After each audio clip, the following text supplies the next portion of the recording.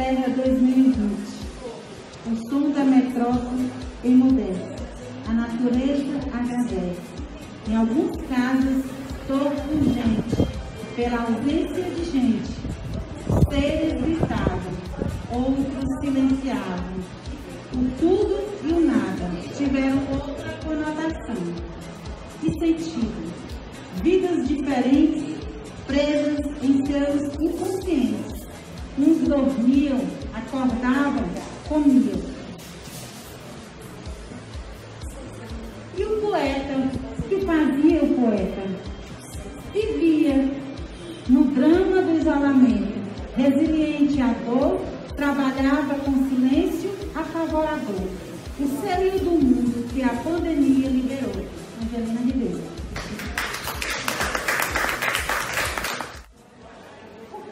Olá, sou Maria Valentina, eu moro em Cascavel. Eu quero apresentar minha poesia para vocês. Sementinha, sementinha, semente plantada, regada, folhada de amor. Plante, tive uma bela flor.